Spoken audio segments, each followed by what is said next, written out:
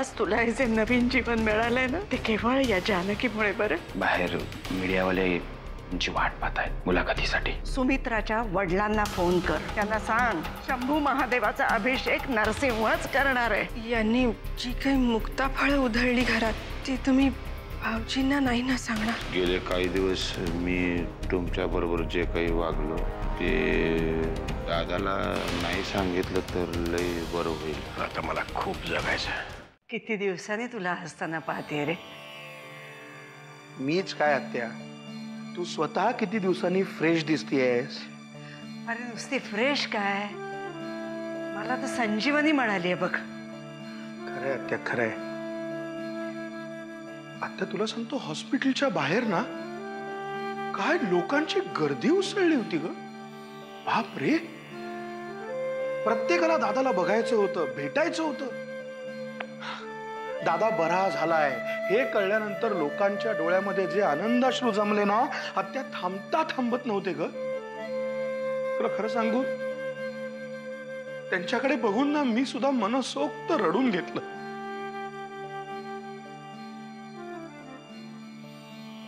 पाहिलं ना मी टीव्हीवर, मान्यवरांची मनोगत ऐकण्यासारखी होती. आता कळेल पक्षश्रेष्ठींना नरसिंहाचं काय महत्व आहे ते. मुख्यमंत्रीपद स्वतः हाताने घेऊन येतात का नाही बघ घरी.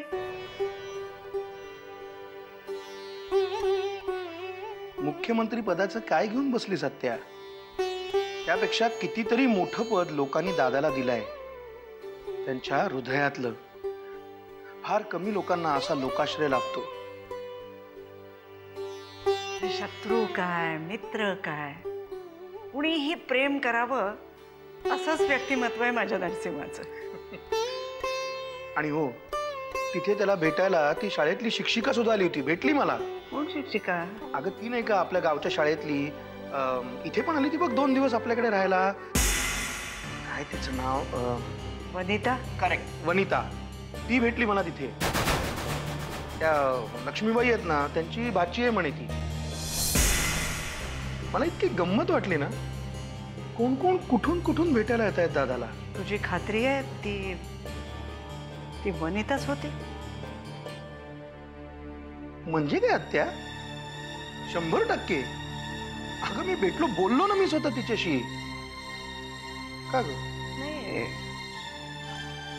काय नाही. अरे काय हे, तुला विचारायचंच राहिलं.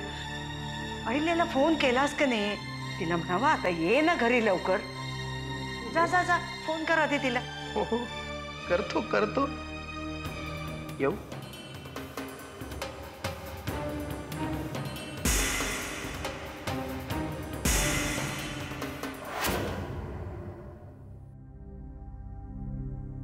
काय मग मोहन, जाऊन आलास घरी?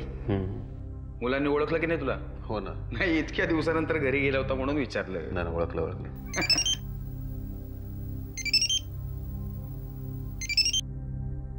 हॅलो, वाकनेस. बोला आत्याबाई. आज कुठल्या देवाचं नावच फेडायला जायचंय? वाकनेस, तुम्ही आता कुठे आहात? मी हॉस्पिटलमध्येच थांबलोय. मग तिथून ताबडतोब निघा आणि घरी या. मला महत्वाचं बोलायचं आहे तुमच्याशी. आत्याबाई काय झालं? वाकनेस, आता प्रश्न विचारू नका. ताबडतोब निघा तिथून आणि घरी या आधी. ठीक आहे. वाकनेस काका, प्रसाद,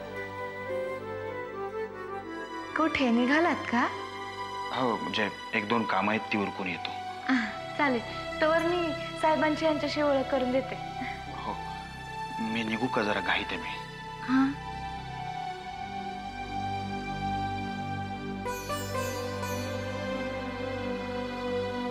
चला चला.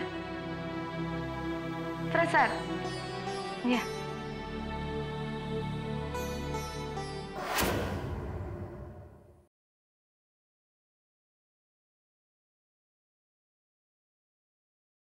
हे बघा माणसातलं देवाचं रूप. यांनी ते शक्य करून दाखवलंय जे फक्त देवालाच करता येणं शक्य आहे. Mrs Killedar please. जानकी म्हणते म्हणजे खरं असणार, कारण ती कधी खोटं बोलत नाही. मी आभारी आहे तुमचा. आभार मानायचेच असतील तर मिसेस किल्लेदारांचे माना. अहो, मोठे मोठे डॉक्टर्स या ऑपरेशनला विरोध करत होते, पण ह्यांनी परमिशन दिली.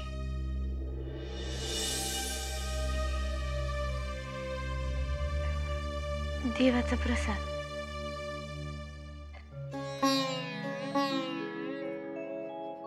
आणि हा तुम्हाला. मला माहितीये तुमचा देवावर विश्वास नाही, पण तरी आणखीन काही दिवस तुमच्या बरोबर राहिले ना तर बहुतेक विश्वास ठेवायला लागेल. पण प्रसाद खाणार मी. मला गोड खूप आवडतं. Anyway, you carry on. मला जरा डॉक्टरांशी बोलायचंय. मी येते.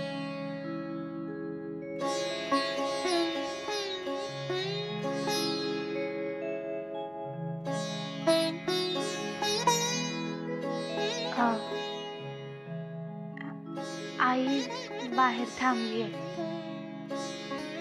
तिला भेटायचंय तुम्हाला. माझ्या बरोबर ती पण रात्रंदिवस जागलीये.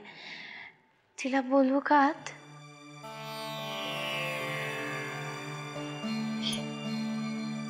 ये ना.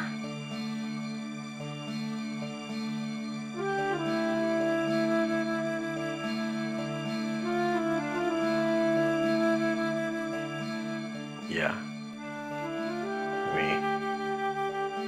मी आभारी आहे तुमचा. तुमच्यामुळे मला जानकी मिळाली आणि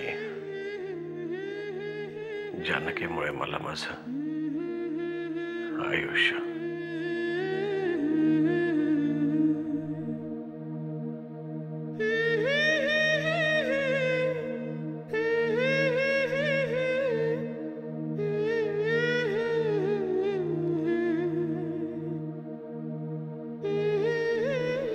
वाकनीस, तुम्ही वनिताला नक्की कुठे पाठवली होती? नागपूरला. पण आज अचानक तिची आठवण का? कारण ती इथे आली आहे मुंबईत. हॉस्पिटलमध्ये सुद्धा येऊन गेली. कसं शक्य आहे आत्याबाई? कारण मी स्वतः तिला. मी तुमच्यावर शंका घेत नाहीये. फक्त वस्तुस्थिती काय आहे ती तुम्हाला समजावून सांगतेय. वामनला भेटली ती हॉस्पिटलमध्ये. त्याला काय सांगत होती माहितीये? म्हणे त्या लक्ष्मीबाईंची भाची आहे ती. आत्याबाई, हे शक्य नाहीये. कारण मी तिला अशा ठिकाणी पाठवलं होतं की जिथे ओळखीचा माणूस जाऊच शकत नाही.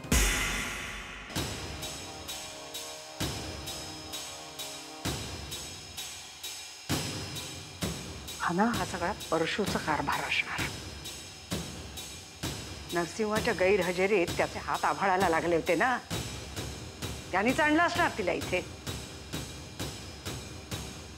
पण आत्याबाई, यात एवढं चिंता करण्याचं कारण काय? वाकनीस, तिचा आणि परुषेचा जो काही तमाशा चाललाय त्याच्याबद्दल मला काहीही देणं घेणं नाही. माझी शंका एवढीच आहे की ती हॉस्पिटलमध्ये काय करतीये. तुम्ही काळजी करू नका आत्याबाई. मी पाहतो तिचं काय करायचं काय. वाकनीस, घरातली परिस्थिती अतिशय नाजूक आहे. त्याचं भान ठेवून जे काय करायचंय ते करा. निश्चितच. येतो मी. हां.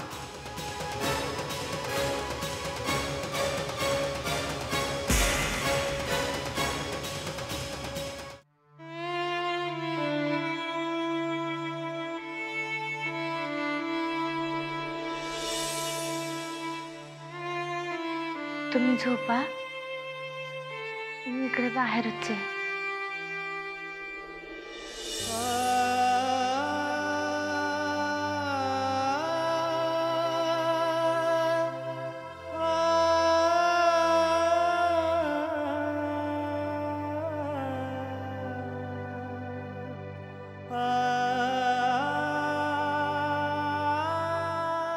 इतके दिवस झोपूनच तर होतो. किती काळ गेला काहीच माहित नाही. शेवटची आठवण त्या रात्रीची. मी गच्चीत मोकळा आभाळ बघत बसलो होतो.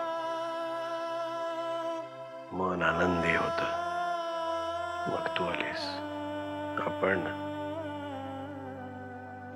आपण बोललो होतो काहीतरी. तुम्ही मला हाक मारली होती जानकी म्हणून. आणि नंतर स्पष्ट आठवत नाहीये. पण तो मुलगा राजन, आमची झटापट, आणि मग प्रचंड वेदनेतून येणारा भगभगीत प्रकाश, त्याच्या पाठोपाठ अंधार, गडद अंधार, घनदाट अंधार, बोगदा होता. नाही, बोगदा नाही, बोगद्यात निदान पायाखाली जमीन आहे हे तरी जाणवतं. इथे मात्र मी गटांगळ्या खात होतो अंधारात. कधीतरी कोसो दुरून आवाज आल्यासारखे वाटायचे. आवाज येतोय हे कळायचं, पण शब्द कळायचे नाहीत.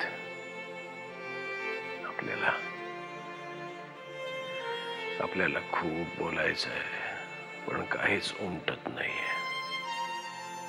असाच कित्येक दिवस, कित्येक तास गटांगळ्या खात होतो मी त्या अंधारात. आणि मग अंधार दूर होऊ लागला. प्रकाशाची एक लकेर दिसू लागली. आपल्या जवळच्या व्यक्तीनं साथ घालावी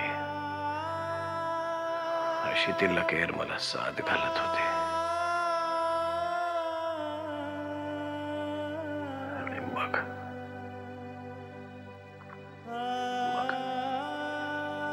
मी तो काळा गडद अंधार तुडवत, चिखल तुडवत त्या प्रकाशाच्या दिशेने निघालो.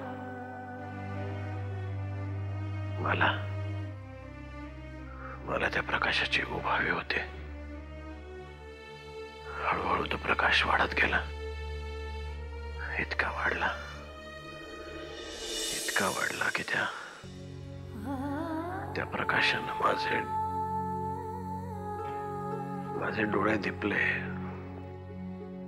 आणि मग त्या प्रकाशात मला एक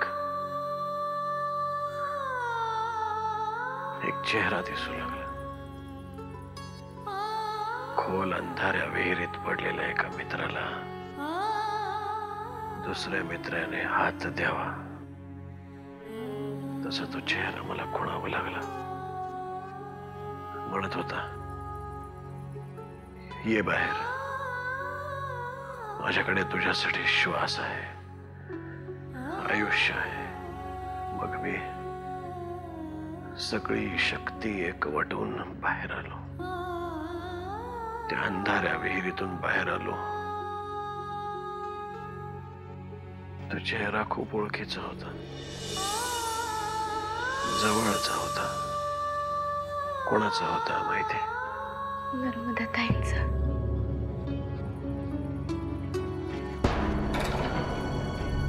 नाही,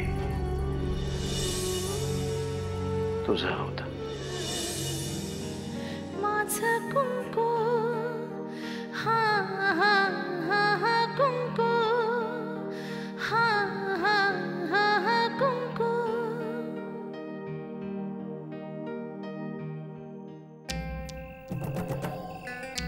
अभिनंदन परशु शेठ, अभिनंदन. मला लॉटरी लागली का तुला लागली का आत्याबाईला लागली? जानकी वहिनीला लागली आहे, त्यांच्या कुंकवाच्या जीवदानाची. माझं कशाला अभिनंदन करतो? जानकी वहिनींचा कुंकू म्हणजे तुमचे मोठे बंधू यमराजाशी युद्ध करून जिंकलेत. त्या जखमीवर मीठ चोळतोय रे माझ्या. अच्छा, म्हणजे साहेबांचं नीट होणं म्हणजे तुम्हाला कुठेतरी जखम झाली आहे हे मान्य आहे तुम्हाला? सकाळपासून दुसरं कोण भेटलं नाही वाटतं तुला? भेटल्या ना, शिकवणीवाल्या बाई भेटल्या. 100 नीच माणसं मेली की नाही की मग एक वाकणे जन्माला येतोय. बरोबर आहे तुमचं, पण 1000 वाकणीस मेल्यानंतर एक परशुशेठ जन्माला येतो, त्याचं काय? हे डोकं नको फिरवू माझं. मग काय म्हणतायत वनिताबाई? कोण वनिताबाई? काय संबंध माझा? अरे बापरे, तुम्हाला माहितीच नाही का? हो, आज हॉस्पिटलमध्ये येऊन गेल्या होत्या वनिताबाई साहेबांना बघायला. वामनराव भेटले तिला. दाद देतो हा बाई साहेबांच्या हिमतीची. मी नाही म्हटलेलं असताना सुद्धा बाई शहरात दाखल झाल्या. जे काय बोलायचं लवकर बोल, माझ्याकडे वेळ नाही. पण माझ्याकडे वेळच वेळ आहे. ए बाबा, जे काय बोलायचं ते बोल ना, सांगितलं ना. पटापटा उरक आणि मोकळं कर मला. बघ ऐका तर, त्या बाईला शक्य तितक्या लांब ठेवा, कारण ज्या ज्या वेळेला ती बाई तुमच्या पत्रिकेत आली त्या त्या वेळेला तुमची ग्रहदशा फिरली आहे. तू काय कुडमुड्या ज्योतिषाचा धंदा चालू केला काय?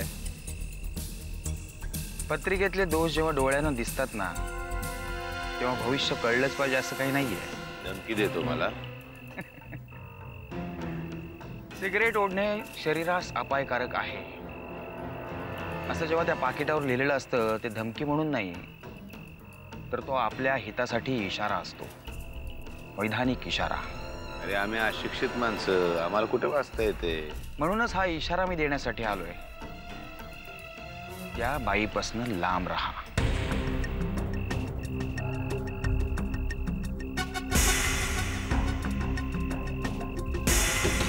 जो येतो तो उपदेशाची टिकली लावून जातो.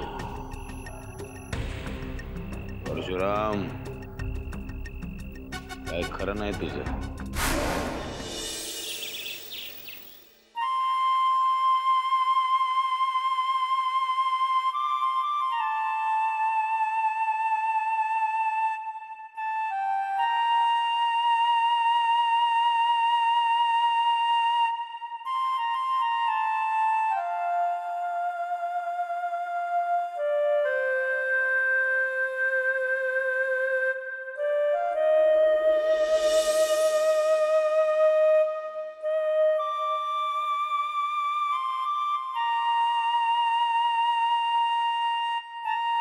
मी शुद्धीवर नव्हतो तेव्हा काय करत होतीस? तेव्हा पण मी तुमच्याकडूनच लावून घ्यायचे, तुमच्या शेजारी बसून. बर, आता मला लवकरात लवकर इथून घरी घेऊन चल. हो. Excuse me. I am sorry, I am disturbing you. पण मी तुम्हाला बाय म्हणायला आले. म्हणजे तुम्ही कुठे चाललात? सरांचं ऑपरेशन, एवढंच काम होतं माझं इथे. ते झालं, मी चालले आता. असं कसं?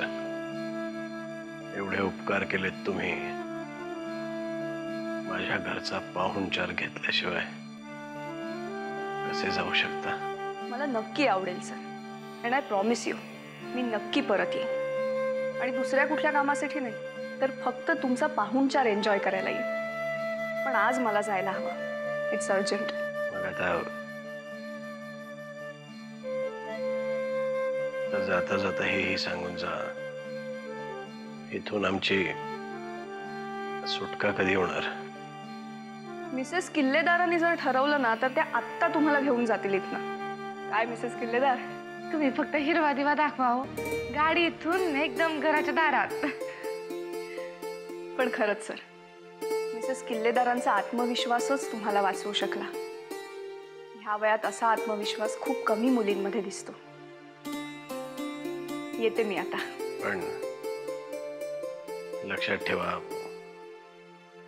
आमच्या घरचा पाहुणचार बाकी आहे अजून. नक्कीच येते मी. No formalities please. येते.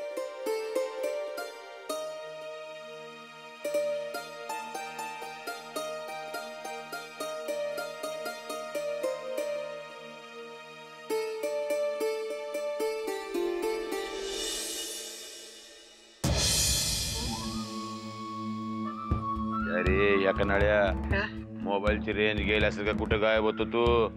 का तुझ्यासाठी आता ठिकठिकाणी काय टॉवर बघू का मी? ते बरेच दिवसांनी मुंबईला आलतो ना, मग म्हातारीचा बूट बघायला गेलतो. बोटांना लाता घालीन का? वाकण्याला कळलंय सगळं वनिताबद्दल. बाईला गायब करायची. मी काय म्हणतो परशू शेठ, तुम्ही कशाला त्या बाईमध्ये उगा अडकताय? त्या बाईला गायब करण्यापेक्षा खलास करून टाकू. मग त्या वाकण्याला म्हणाव बस हाडं शोधत. बापाने पोराला खांद्यावर घेतलं म्हणजे पोराची उंची बापा एवढी होत नाही. जेवढं सांगितलं तेवढं करायचं. आता उद्या वाकण्यात तुझी हाडं शोधत फिरल. आता हाताची घडी आणि तोंडावर बोट. आता तुम्ही सांगाल तसंच होणार. बोला काय करू त्या बाईचं? त्या राग्याच्या चुलत्याचं विठ्ठलवाडीला फार्म हाऊस आहे. कळलं? म्हणजे त्या बाईला तिथं नेऊन ठेवायचं आणि मी बी तिथंच राहायचं तिच्या राखणी करता. एका राखणीला त्या बाईलाही आवडते वाटतं.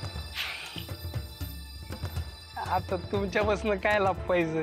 अरे नरसाळ्या, आता बोलला तिला खलास करू, तिची हाडं शोधत फिरल आणि आता बोलतो ती आवडते.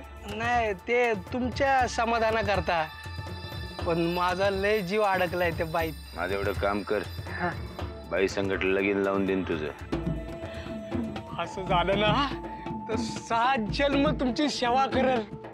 आणि हेच तुझा 7वा जन्म असेल तर तू म्हणलं धुवायचं, तिला तिकडे घेऊन जायचं आणि तिच्या बरोबर तिथंच राहायचं. मी सांगेस तोवर मुंबईत दिसायचं सुद्धा नाही. चल निघ निघ.